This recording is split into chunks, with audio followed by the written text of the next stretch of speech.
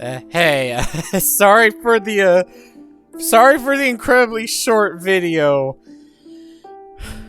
I just got a little distracted, and I needed to figure things out. Okay, so I read online that there is another opportunity to romance Kanika, but I have no idea if, like, I don't know, I guess I'm kind of worried of getting screwed over by, save files, so this video's also gonna be a bit, well, I mean, at least I think it'll be shorter. It might be a long video, I don't know. I'm just gonna do Sybil's tea reading and Kanika's romance lock, and then, that's it. The stuff with at the clinic, that'll wait. It would have been nice to have either the street smart, keen eye, or mystical traits, but okay, it's not gonna help us here. Sorry, I was just looking at this portrait. Minor spoiler alert, but let's just say I'm starting. Well, I'll try to be vague, but let's just say I'm starting out my doubts that Sybil's actually Kanika's real mother. But I could be wrong. I don't know. Who knows? Please have a seat. I'll bring you a fresh cup. You take a seat at the small table at the edge of the room. It's dark here. Only a sliver of sunlight able to filter through the heavy curtains, supplemented by the bright glow lights over the plant in the corner. It's castor bean, an incredibly toxic plant and strange for a tea maker to keep around in her workspace. Okay, you know what? There actually is I forgot about that. There actually is a benefit to, doing tea with her, specifically if you have book smart.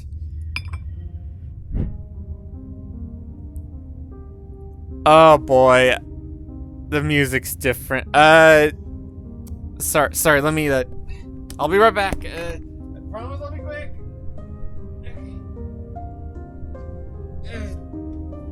Sorry, I had to grab my glasses cloth.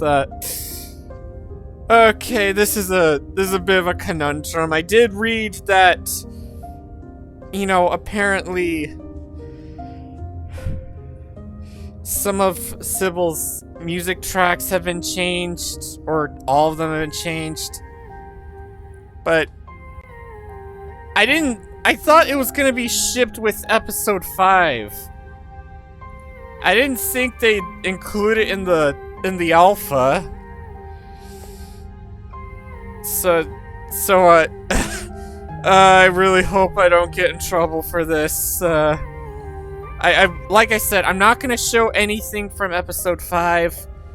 Like, that will be for when it officially releases on the 13th. I think there's just, I think it's only the music that's, as well as this few other lines that are really different. I'm pretty sure the rest is the same, so anyways, Sybil joins you at the table and places a cup in front of you. It smells light and curtsy with an undercurrent of decaying earth. I noticed a lot of similar lines with this game and Slay the Princess, like undercurrent. I'll be able to do a reading once you're done. Until then, how about we just chat? Yeah, okay, her look changed when I said this. Some of the plants in here are toxic. Castor bean and the oleander in the corner behind me. They can produce ricin and rat poison, respectively.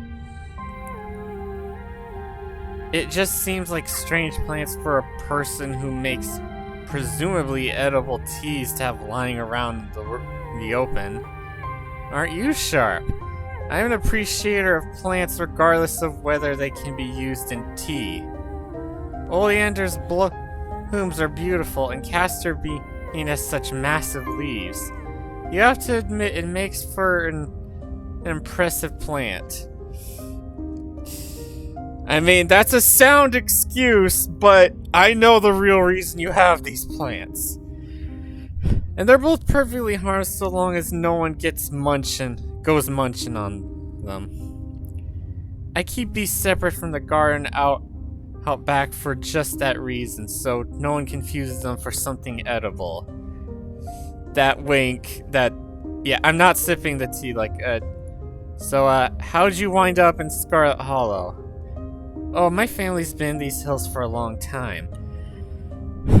That's how I know so much of the local flora. Everything I learned was handed down from generations of hill folk.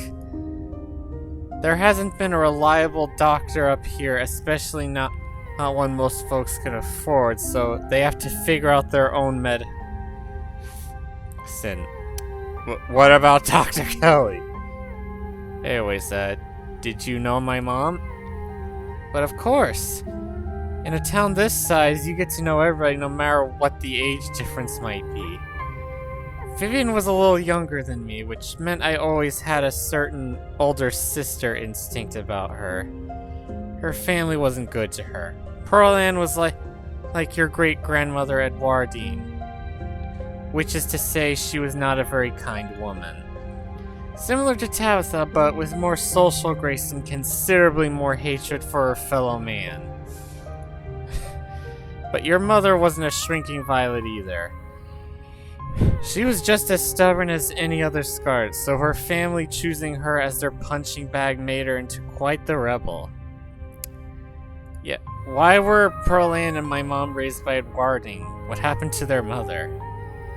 Their entry into this world was violent, I'm afraid. Their mother was young, too young to be pregnant, especially with twins. She didn't survive the labor. Oh yeah, that's the thing, by the way.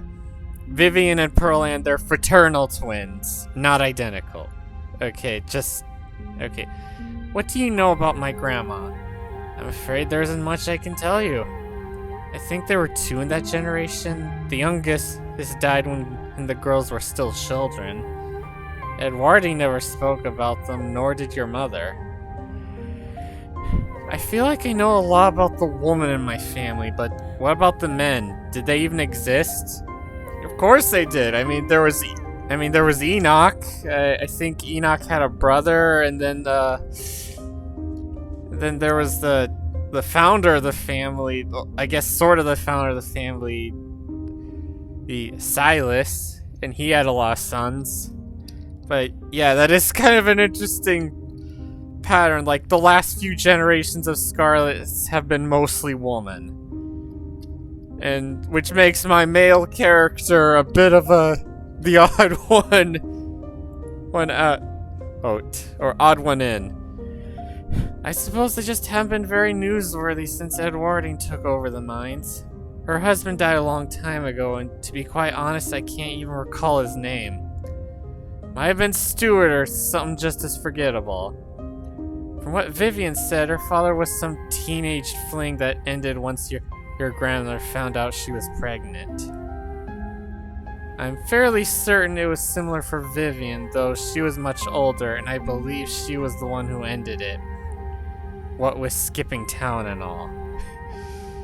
I think the leading theory is that our dad, the player character's dad, was just one of the miners.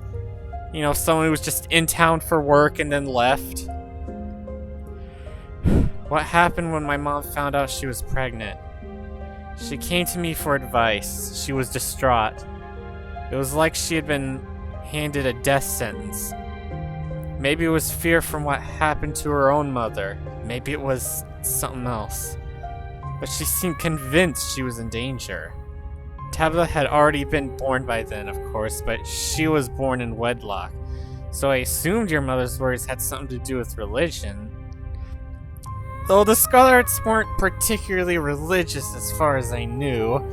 Well, that's a bit flimsy. So are they religious or not? But the way Vivian was that night she came to me, it stuck in my mind. It always had me wondering what it was about your family that made her panic so much at the thought of having a baby. Yeah. Yeah, you know what? I don't fucking trust you. I know you're up to something. Anyways, quit yanking me around. You have something to tell me, just come out and say it. I'll need your tea leaves first. I have pieces of the puzzle, but the tea leaves should help to give me the full picture. Yeah, I am not gonna drink this. I know what happens when I drink it, and I prefer my free will, thank you very much.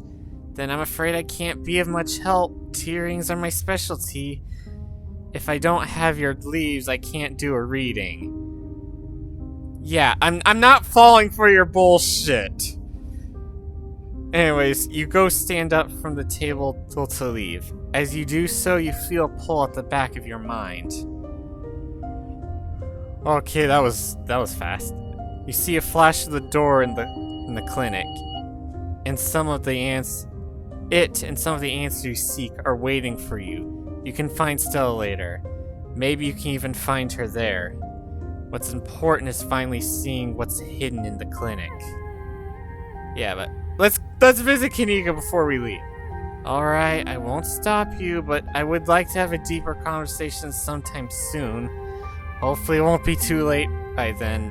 Oh, it will be far too late. By the time you see me next, I'll know a little more about you and what you're capable of. You get from the table and make your way to Kanika's room. Skipping past her little dipshit brother, hopefully. You knock on Kanika's door. Mom, I don't really need any more tea. I think I'm just gonna lie down for a while. I'm not your mom. Oh, Odie, what's up? Can I come in? Please let me in. Yeah, let me just straighten up. Ah, thank goodness. You know, there were times I was worried I might have screwed up, but it seems we're on the right track. You hear frantic crumbling and clicking and shuffling as he tidies her room. Okay, come in. Come on in. Kanika's room is the sort of place that's stuck between the past and present. Faded stickers from her childhood line her bookshelf, and boxes of belongings sit in the corners of the room. Yeah, if you have keen eye and talk to animals, you can talk to this guy right here. And I'm just seeing what else she's got here. Some Halloween decorations, a vanity, some figures. Is this a real movie or show or whatever? I don't know. Okay. I don't usually have people over. Don't judge me too harshly for the state of this place. My room, I'd like to think my room's a bit more put together than yours, but I'm not one to judge someone for... As long as they're living comfortably, it's fine. Oh yeah, okay, so, you don't have to be nervous about me seeing your room. There's no better way to get a sense of who someone really is. And do you like what you see? Yeah, I do. Phew, good to know. I know you just said that and I didn't have to be nervous, but wow, I was really nervous for a second there. Yeah, I could have said I didn't like it, and then suddenly... Okay, so, packing for something? He motioned to the stack of cardboard boxes. Okay. That's all my stuff from college. I never really unpacked. Seemed like a waste to unload everything. It's not like I'll be staying here long term, so I just have to pack up again eventually. I guess I did move back in over a year ago, so these boxes have just been sitting here unopened for a long time. But any day now, I'll load them back into the van and get out of town. Any day now. So, about us. Yes?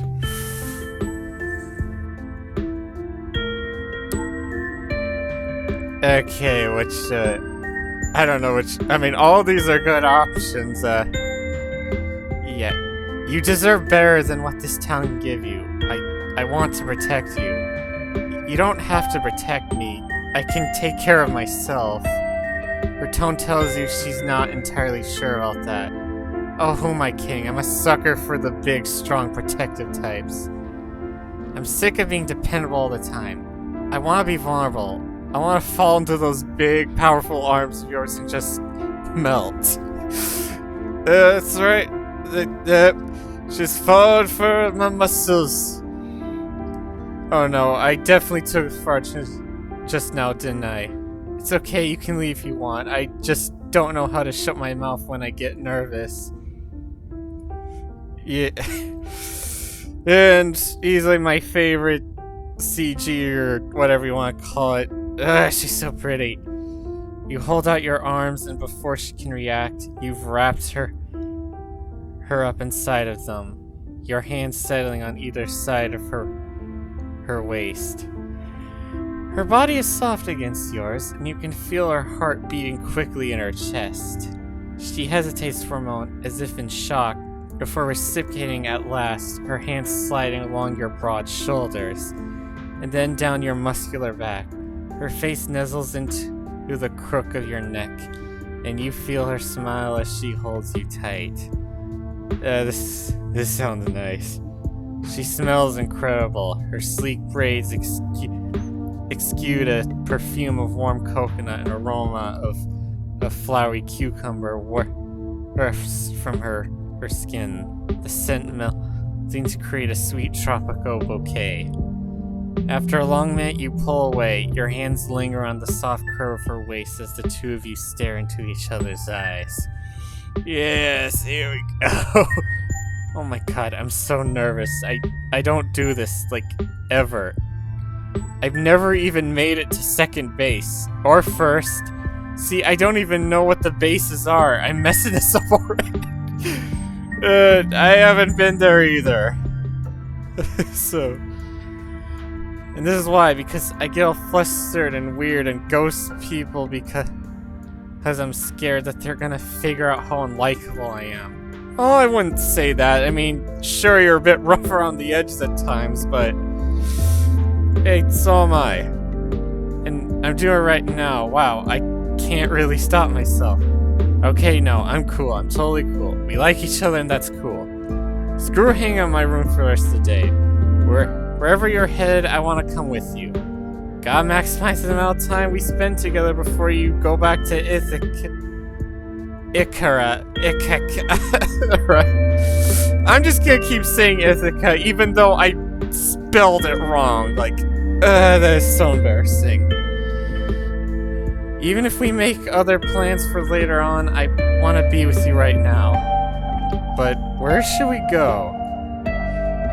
I can still feel that door in the clinic pulling at me. I think that's where we need to go next.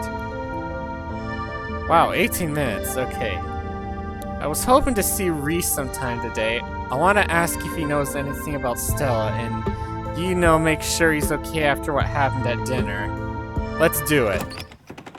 Oh, and here's the part that made me so suspicious of Sybil. Like, believe it or not, first time, I didn't really suspect her of anything. I just thought she was just some weird but sweet old lady. But this moment right here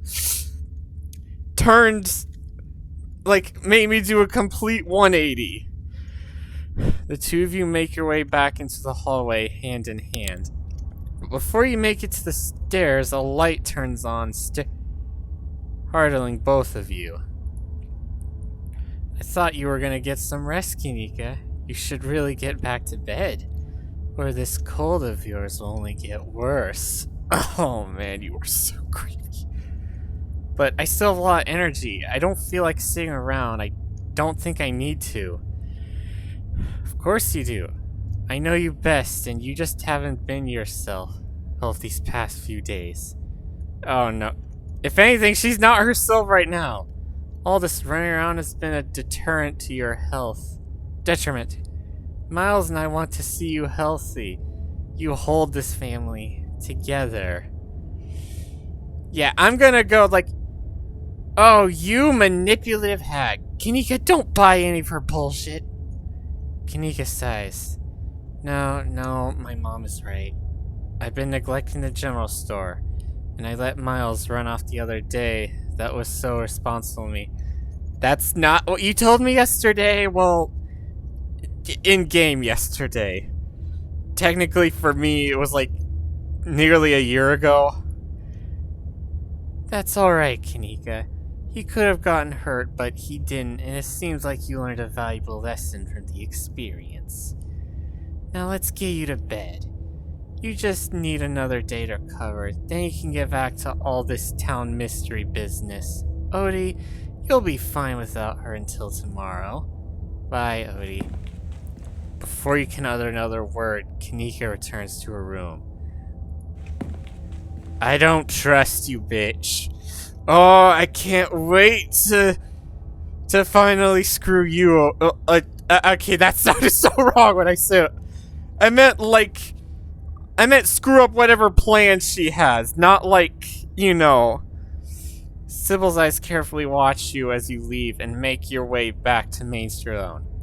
Like, this here, Sybil's the scariest thing in this game. Like, forget the ditchlings, forget the Tommy knockers, forget the Resonant, forget Wayne, and forget what's about to come next. Sybil is more terrifying than all of them.